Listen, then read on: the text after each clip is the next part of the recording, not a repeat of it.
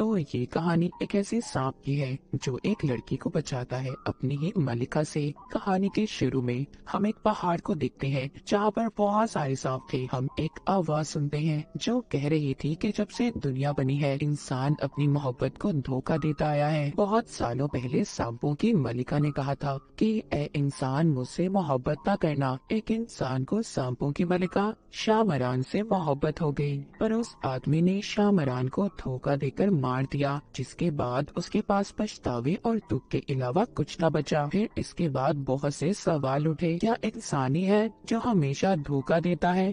वहीं पर हमें एक आदमी दिखाया जाता है जो पहाड़ से कूदकर अपनी जान दे देता है, पर फिर भी वो नहीं मरा था। और ये वही आदमी था जिसने शामरान को धोखा दिया था। अब ना तो उसको मौत आती थी और ना ही वो सुकून की जिंदगी जी रहा था। फिर इसके बाद कहानी में हमें एक लड़की दिखाई जाती है जिसका नाम सासू था। वो बाथरूम में खड़ी कोई दवाई खा रही थी और काफी हिम्मत के बाद फिर ट्रेन में चढ़ती है। हमें यहाँ पर पता चलता है कि सासू अपना शहर छोड़कर अपने नाना के पास जा रही थी। वो जब अपने नाना के पास आती है तो सवाल जवाब करती है, क्योंकि इसके नाना ने इसके मॉम को बगैर किसी वजह के छोड़ दिया था। ये अपने नाना से गुस्से में सवाल करती है और फिर यहाँ से चली जाती है। वहीं पर दूर खड़ी एक लड़की सासू को ही देख रही थी और इसके बारे में जाकर वो अपने भाई मारान को बताती है। इसको देखकर ऐसा लग रहा था कि जैसे ये यहाँ पर सासू का ही इंतजार कर रही हो। मारन की बहन आकर इन सब बातों का अपने डैड को भी बताती है। मारन के डैड जब ये सुनते हैं तो वो फौरन सासू को ढूंढने का कहते हैं। इन सब बातों की आखिर वजह क्या थी ये हमें आगे जाकर कहानी में पता चलेगा। खैर, इसके बाद सासू अपनी यूनिवर्सिटी में आ जाती है क्योंकि वो साइकोलॉजी नफ्सियात की लेक्चरर थी और अपने नाना के शहर में भी इसलिए आई थी क्योंकि उसकी एक प्रेजेंटेशन थी। जब उसकी सीनियर ये प्रेजेंटेशन सुनती है तो वो उसको कहती है कि तुम एक सेमेस्टर यहाँ पर रहकर क्यों नहीं पढ़ाती। सासू ने भी मना नहीं किया था और इस बात को मान जाती है। जब ये यूनिवर्सिटी से वापस आती है तो इसके नाना इसके पास आते हैं और इसको बताते हैं कि तुम्हारी मॉम जानती थी कि मैं कहाँ पर हूँ, इसीलिए वो मुझे खत भी लिखा करती थी। वो सबूत के तौर पर सासू को सारे खत देते हैं। जब सासू को ये पता चलता है अब वो सोचती है तो फिर उसकी मॉम इतनी ज्यादा परेशान क्यों रहती थी। सासू ये सब जानने के लिए अब हिम्मत करके अपनी मॉम के खत को पढ़ने लगती है, जिसमें उन्होंने बिल्कुल ऐसा ही लिखा था जैसा अब सासू की हालत थी। ना उनको नींद आती थी और ना ही सुकून। अजीब अजीब सपने आते थे। सासू जब सो गई थी तो देखती है उसकी मॉम बहुत ज्यादा मुसीबत में है। तभी ये नींद से जाग जाती है। अब इसको नहाना था पर इसको पता चलता है कि जिस होटल में ये रह रही थी वहाँ वॉशरूम में पानी नहीं आ रहा था, इसीलिए ये झील पर जाकर नहाने लगती है। पर तभी अचानक से एक तेज हवा का झोंका आकर सासू के कपड़े भी दूर उड़ा ले गया था। वहीं पर मारन भी था। सासू मारन से मदद मांगती है और यहाँ पर होती है इनकी पहली बार मुलाकात। मारन जब घर जाता है तो अपने घर वालों पर बहुत गुस्सा होता है क्योंकि इन्होंने जानबूझकर इसको झील पर भेजा था, क्योंकि मारन के घर वाले ये कहते थे कि इन भविष्यवाणी पेशन गोई एक सच है जिसके लिए मारन को सासू से मिलना होगा। पर मारन इन बेवजह की बातों पर यकीन नहीं करता था, इसीलिए वो अपने घर वालों से भी गुस्सा हो रहा था। उसी रात सासू एक त्योहार में जाती है जहाँ पर वो एक औरत को लॉकेट बेचते हुए देखती है जो सबको शामरान की कहानी बता रही थी कि वो वापस आएगी और फिर से मोहब्बत को जिंदा करेगी। सासू भी इन बातों पर यकीन तो नहीं करती थी, पर फिर भी न जाने उसे क्या हो गया था। वो लॉकेट को खरीद लेती है। तभी उसको वहाँ पर एक सांप की आवाज आती है और ये जलती हुई आग के पास चली जाती है, पर अचानक से वो आग भड़क गई थी। चारों तरफ आग लग जाती है और वहीं पर सासू बेहोश हो जाती है। मारन वहाँ पर आकर उसे बचा लेता है और उसको उसके नाना के घर पर छोड़ देता है। सुबह जब सासू उठती है तो अपने नाना से पूछती है कि मैं यहाँ पर कैसे आई। वो बताते हैं कि मैंने तो तुम्हें सोते हुए देखा था तो मुझे लगा तुम खुद आई होगी। तभी सासू सामने घर में जाती है जो मारन का था। जी उससे पूछती है कि कल रात क्या हुआ था, पर वो तो साफ मुकर गया था कि ऐसा कुछ नहीं हुआ, न कोई आग लगी न मैंने तुम्हें बचाया। सासू अब काफी परेशान हो चुकी चुकी थी, उसे सब जानना था कि उसके साथ हो क्या रहा था। इसके बाद हमें मारन की फैमिली दिखाई जाती है, जो बैठे बात कर रहे थे कि आग ही उस प्रेडिक्शन, उस भविष्यवाणी की पहली निशानी है। सासू ही वो लड़की है जो हमारे काम आ सकती है। पर मारन यहाँ पर अभी भी अपने डैड की बातों के सख्त खिलाफ था। वो कहता है कि आपकी फजूल भविष्यवाणियों की वजह से किसी की भी जिंदगी को ऐसे खतरे में नहीं डालूंगा, क्योंकि वो जानता था कि अगर सासू उससे प्यार करने लगी तो उसको बहुत बड़ी कीमत चुकानी होगी। उधर सासू अपनी सारी दवाइयाँ फेंक देती है, क्योंकि उसे ऐसा लग रहा था कि ये दवाएं उसके दिमाग पर गलत असर कर रही हैं। उसे वो सब भी दिखाई दे रहा है जो असर नहीं है। दूसरी तरफ हमें पता चलता है कि मारन कोई आम लड़का नहीं था, बल्कि वो एक इच्छाधारी नाग था जो सांप और इंसान दोनों था, और उसकी फैमिली में भी सारे सांप थे। इसके बाद एक जगह पर कुछ लोग दिखाए जाते हैं जो शामरान के किले पर ट्रिप पर गए थे, पर न जाने उन्हें क्या हो गया था, और एक एक करके वो वहाँ पर बने कुएं में छलांग लगा देते हैं। ये वीडियो भी काफी ज्यादा फैल चुकी थी। इसके बाद हम इस कहानी में एक लड़की को देखते हैं जिसके पूरे जिस्म पर सांप लिपटे हुए थे, और वो अपने गुलाब से ये कह रही थी कि सासू अब आ चुकी है, उसके दिमाग से खेलो और उसको मेरे पास ले आओ। इसका मतलब ये था कि उसको ऐसे उलझनों में फंसा दो कि वो खुद चलकर मेरे पास आ जाए। अब ये लड़की कौन थी और इसका सासू से क्या कनेक्शन था, क्या ये हमें आगे आगे कहानी में पता चलेगा। सासू अब अपने नाना के घर में थी, तो वो जब जा रही थी उसके नाना उससे बात तो नहीं करते, पर गाड़ी की चाबी दे देते हैं। ये बाहर आकर मारन से बात करती है। इन दोनों की अच्छी दोस्ती हो गई थी। उधर मारन अपने डैड और एक आदमी से बात करता है। इसको भी अब आहिस्ता आहिस्ता भविष्यवाणियों पर यकीन आ रहा था। वो आदमी कहता है कि हमने आग वाला हादसा तो दबा दिया, पर कुएं वाली बात सब लोगों को पता चल गई है और दुश्मन को भी खबर हो गई है। बाहर मारन की बहनें भी इसी बारे में बात कर रही थी, जिससे हमें पता चलता है कि वो सांपों में लिपटी लड़की ही इनकी दुश्मन है। सभी इच्छाधारी सांपों की, यानी कि जो इंसान बन सकते थे। उधर सासू को दिखाया जाता है जिसकी सीनियर यूनिवर्सिटी में उसको सियान नाम के लड़के से मिलवाती है, जो आगे प्रोजेक्ट में उसकी मदद करेगा। सियान उससे मिलते ही सासू के साथ काफी ज्यादा फ्री हो रहा था। सासू भी जब वो कुएं वाली वीडियो देखती है तो डर जाती है। तभी उसको ख्याल आता है कि उसने जो त्योहार वाले दिन लॉकेट खरीदा था वो कहाँ है। वो उस आग वाले हादसे में गुम हो गया था, इसलिए ये अब उस स्टॉल वाली औरत को ढूंढने मार्केट में जाती है, जहाँ पर इसे औरत तो नहीं मिलती, पर एक आदमी अपना पीछा करता दिखाई देता है, जिसने काले रंग के कपड़े पहने हुए थे और अपना चेहरा ढका हुआ था। ये देखकर सासू जब उसके पीछे जाती है तो वो गायब हो गया था। वहीं पर एक और आदमी था जो सासू से काफी बदतमीजी कर रहा था, और उसको वहाँ पर जितने भी लोग थे अजीब नजरों से देख रहे थे। सासू सब देखकर बहुत ज्यादा परेशान हो जाती है। रास्ते में उसे मारन मिलता है, जिसे मिलकर ये सब बताती है। मारन इससे कहता है कि तुम्हें वापस घर चले जाना चाहिए, ये जगह तुम्हारे लिए खतरनाक है। पर उल्टा सासू उसकी बात समझने के बजाय उससे कहती है, तुम मेरे बारे में जानते ही क्या हो जो मुझे ऐसी नसीहतें कर रहे हो। मारन कहता है, मैं देख सकता हूँ तुम डरी हुई हो। ये सुनकर सासू खामोश हो गई थी, क्योंकि सच में ऐसा था।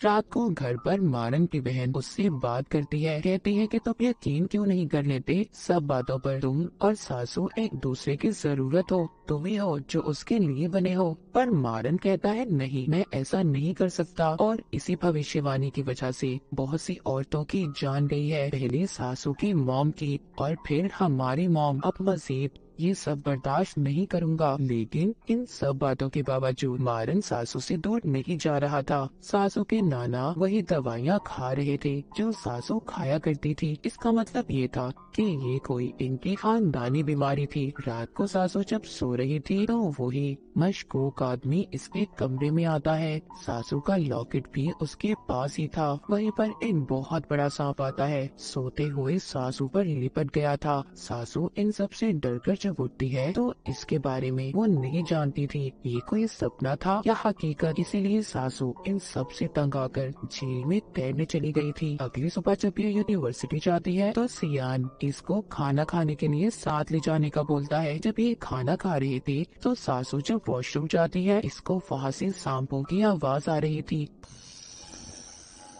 पर उसको वहाँ पर ऐसा लग रहा था कि जैसे ये पानी की आवाज थी। पर उसके जाते ही वहाँ पर वही आदमी था जो अब तक इसका पीछा कर रहा था। फिर जब सियान सासू को घर छोड़ता है, मारन भी अपने घर के बाहर खड़ा था जो इन्हीं को देख रहा था, जिससे हमें पता चलता है कि मारन सियान को जानता था। इनका आपस में कोई रिश्ता तो था पर अच्छा नहीं था। अब रात को सासू अपने नाना के हाथों पर निशानों को देखती है जो ऐसे थे जो हाथ बांधने से बचते हैं। अगले दिन सासू जब यूनिवर्सिटी थी तो मारन की बहन अपने बहन को कॉल करती है कि वो सासू का ख्याल रखे, पर इससे पहले वो उसका ख्याल रखती बहुत देर हो चुकी थी। वो उस आदमी को देख लेती है जो इसका पीछा कर रहा था। वो उसका पीछा करती एक खाली कमरे में आ गई थी। वो जब अंदर जाती है तो सासू वहाँ पर एक बहुत बड़ा सांप देखती है और कमरे का दरवाजा खुद ब खुद बंद हो गया था। पर सियान वहाँ पर आकर उसे पहचान लेता है और कहता है कि सिर्फ तुम्हारा कोई वहम है और कुछ नहीं। सासू अपने साथ होने वाले इन हादसों से अब अवांजार हो चुकी थी।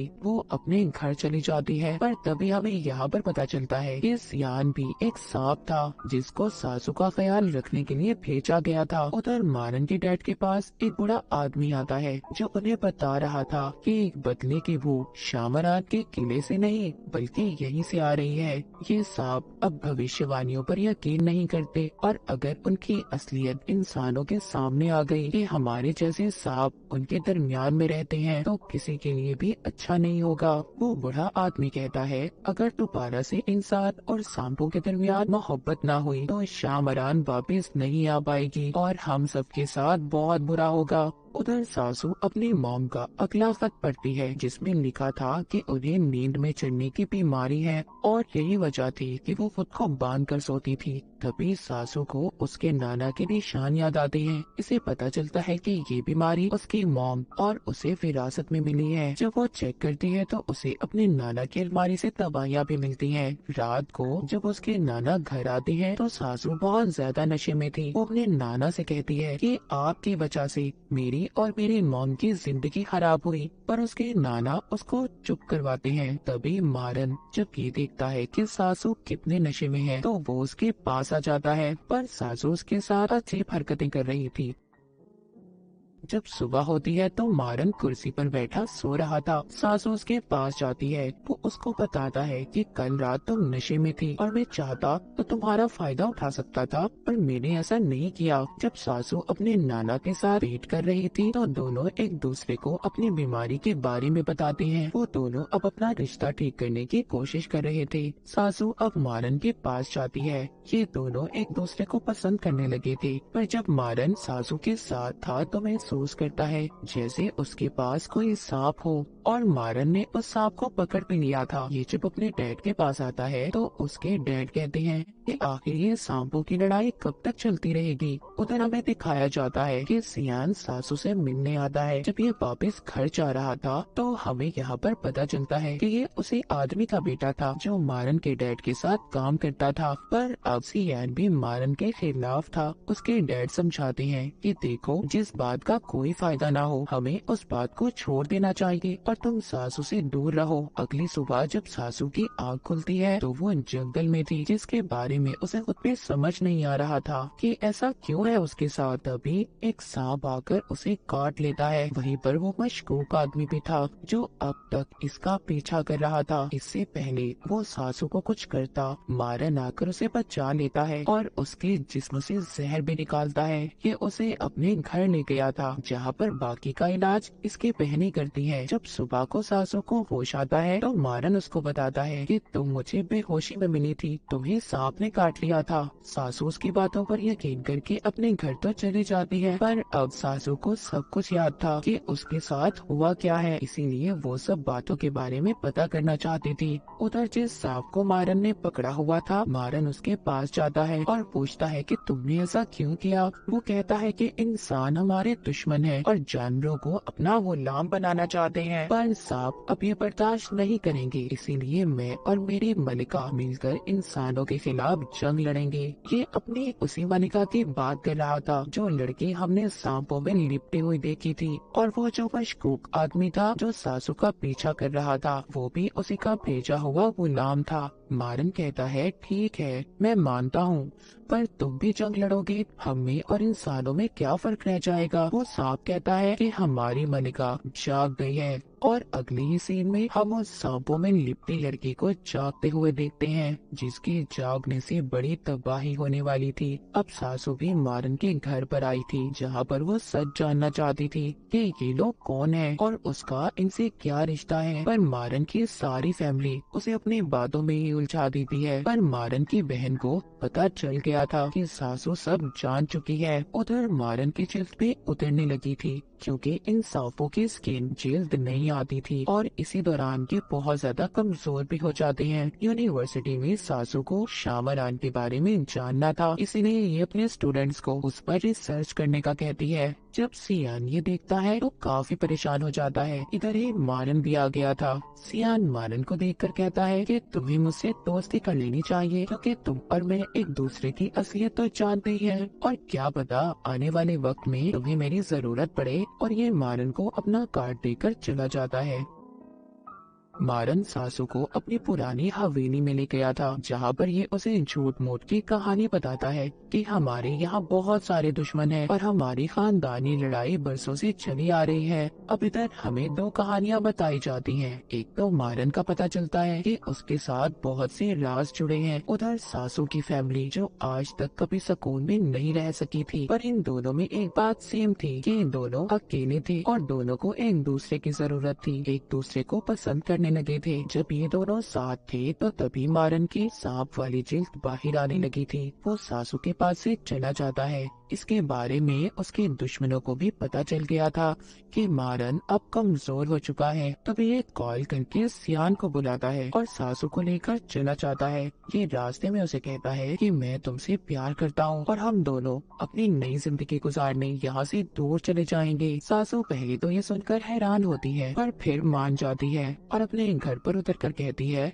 कि मैं तुम्हें सोच कर बताऊंगी। अपने घर जाकर मारन की हालत भी बहुत ज्यादा खराब हो गई थी। उधर दूसरी तरफ हमें एक औरत दिखाई जाती है, जिसको आगे के बारे में पता चल रहा था कि अब क्या होने वाला है। यहाँ टाउन में जितने भी जानवर गाय थी सब मर रही थी, और वो सांपों में लिपटी लड़की भी जिंदा हो रही थी, जो एक बड़ी तबाही की निशानी थी। जब मारन घर पर था तो उसकी बहन सासू को मैसेज करती है कि वो घर से कुछ दिन के लिए जा रहा है, क्योंकि कुछ दिन तक अब मारन सासू से नहीं मिल सकता था, और सियान को सासू पर नजर रखने का कहता है। पर सियान उसे सांपों की जगह पर ले गया था, क्योंकि ये मारन को धोखा दे रहा था, जहाँ पर सब इच्छाधारी सांप थे और सब सासू को बहुत अजीब नजरों से देख रहे थे। पर ये उसको बचाकर दोबारा से उसके घर ले आता है और माफी मांगता है कि ये उसे ऐसी जगह पर लेकर गया। सासू चारों तरफ से अब डर चुकी थी। वो मारन के घर के पास जाकर उसके नंबर पर फोन करती है कि उसके फोन की जब बेल सुनती है तो अब इसको ऐसा लग रहा था कि मारन इससे कोई गेम खेल रहा है। जब रात को सासू अपने नाना और बाकी लोगों के साथ खाना खा रही थी तो उसके नाना बात करते हैं कि टाउन में सारे जानवर मर रहे हैं, और तब भी ऐसा हुआ था जब मैंने अपनी बेटी को छोड़ दिया था। सासू जब ये सुनती है तो अब वो मारन के साथ जाने के लिए तैयार थी। इसने उसे हाँ बोल दिया था, पर काफी दिन गुजर जाते हैं, ना तो मारन का कोई मैसेज आता है और ना ही फोन, क्योंकि वो अपनी नई जिल्द के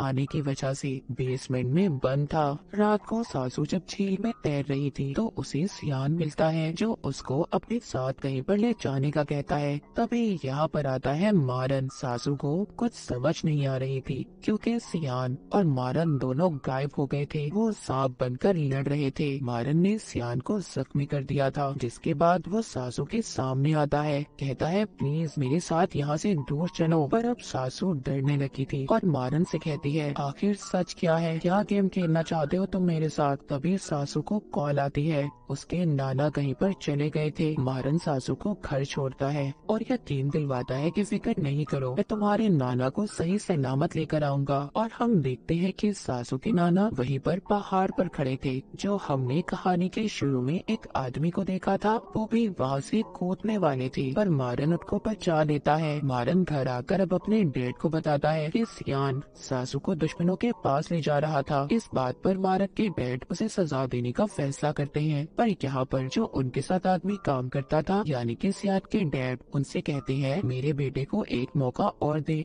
मैं उसे समझाऊंगा। पर जब ये अपने बेटे के पास जाता है तो उसको जख्मी देखकर अब ये भी फैसला करता है कि ये उस काले कपड़ों वाले आदमी का साथ देंगे और सासू को अपनी मलिका के पास लेकर जाएंगे। ये सभी मिलकर सासू की सीनियर को अपने काबू में करते हैं, जो अगले दिन सासू को शामरान की हवेली में ले जाती है। ये कहकर कि उनका कोई ट्रिप है। सासू उसी कुएं के पास जाती है जहाँ पर लोगों ने छलांग लगाई थी। उधर ये अपना गुम हुआ लॉकेट देखती है जो वहाँ पर लटका हुआ था, जिसे लेने के लिए जब ये अंदर जाने वाली थी तभी मारन की बहन आकर उसे बचा लेती है। उधर मारन सियान के पास जाता है और उसे धमकी देता है कि तुम सासू से दूर रहो। वहीं दूसरी तरफ मारन की बहन को सीनियर को देखकर पता चल गया था कि उस पर सांप का असर है। उस पर दुश्मनों ने अपना काबू कर लिया है। जब सासू घर आती है तो इसके नाना का इलाज वही औरत कर रही थी जिसको हमने पहले देखा था, जिसको भविष्यवाणी के बारे में पता चला था। वो अपने नाना को हॉस्पिटल ले जाने का कहती है। सासू अपने नाना को बताती है कि आप मेरे लिए बहुत अहम हैं। मारन के घर में भी रात को दावत थी जहाँ पर मारन के डैड सबको बुलाते हैं। अब क्योंकि सासू और मारन इतने दिन दूर रहे थे, वो कुछ वक्त गुजारने जेल पर चले जाते हैं। इधर दावत में सासू के नाना की भी तबीयत खराब हो रही थी, इसी वजह से वो भी अपने घर चले गए थे। मारन की बहनें उस सीनियर को बांध देती हैं ताकि वो इसके अंदर से छुपे सांप को बाहर निकाल सके। उधर झील पर मारन सासू की कमर पर सांप के बनते हुए निशान देखता है और काफी खुश होता है। इसका मतलब ये था कि सासू भी अब सांप बन चुकी थी या फिर मारन ने उसे अपने जैसा कर दिया था। अब खैर ये और मारन वापस से दावत में आते हैं। मारन उस सीनियर के मुंह से सांप निकालता है जिससे वो भी आजाद हो गई। वहीं पर मारन के नौकर की बीवी जो माँ बनने वाली थी उसकी हालत भी खराब हो जाती है। शायद ही अब आखिरी भविष्यवाणी थी कि एक इंसान सांप को जन्म देगा, पैदा करेगा। मारन की फैमिली उसकी मदद करती है। उधर सासू के घर पर मारन उसके साथ था। उसके नाना ने जहर खा लिया था, इसीलिए मारन उन्हें बचाने की खातिर अपने असल रूप में आ गया था, यानी कि एक इच्छाधारी नाग के रूप में। अब यहाँ पर हमें असल कहानी पता चलती है कि सासू के नाना ही वो आदमी थे जिन्होंने शामरान से मोहब्बत की थी और उसको धोखा दिया था। यहाँ पर सासू को अब मारन बताता है कि तुम्हारे नाना ने शामरान मलिका को धोखा दिया था। उसके किले का पता इंसानों को बताया, जिसका पता शामरान की बहन को चल गया था। वो इंसानों के खिलाफ हो गई तो शामरान ने उसे अपनी ताकतों से गहरे कुएं में कैद कर दिया और अपनी सारी ताकतें तुम्हारे नाना को दे दी, जिससे वो कभी भी मर नहीं सकते थे, चाहे कुछ भी हो जाए। और उनकी सजा उनकी आने वाली नस्लों को भी बर्दाश्त करनी है। वो जब मरने की कोशिश करते हैं तो दोबारा जिंदा हो जाते हैं और फिर से याददाश्त गुम होने के बाद एक नई जिंदगी जीने लगते हैं। और भविष्यवाणी यही है कि एक इंसान को सांप से मोहब्बत होगी, जो इंसान तुम्हारे नाना के खानदान से होगा, यानी कि तुम इस बार इंसान को कुर्बानी देनी होगी। उसे सांपों के साथ जमीन के नीचे जाकर रहना होगा। सासू को इन सब बातों के बारे में कुछ समझ नहीं आ रहा था। वो भागकर जंगल में चली गई थी। उधर हमें मारन के डैड दिखाए जाते हैं जो बताते हैं कि हमें सासू को कुर्बान करना होगा। ये बात इन्होंने मारन को भी नहीं बताई थी। इधर सासू पर चक्कर में वही आदमी हमला कर देता है जो अब तक इसका पीछा कर रहा था, पर सासू अपनी ताकत से उससे बच जाती है। सासू भी क्या अब सांप बन चुकी थी। सासू के घर आकर एक सांप ने इसके नाना को भी मार दिया था। सासू और मारन दोनों ने अपनी असलियत को मान लिया था कि वो दोनों अब सांप हैं, पर ये बात इन्हें नहीं पता थी कि अभी तो ये शुरुआत थी, क्योंकि शामरान की बहन जाग चुकी थी। अब सासू और मारन के साथ आगे क्या होने वाला था कोई भी नहीं जानता था। और इसी के साथ ही कहानी यहीं पर खत्म हो जाती है।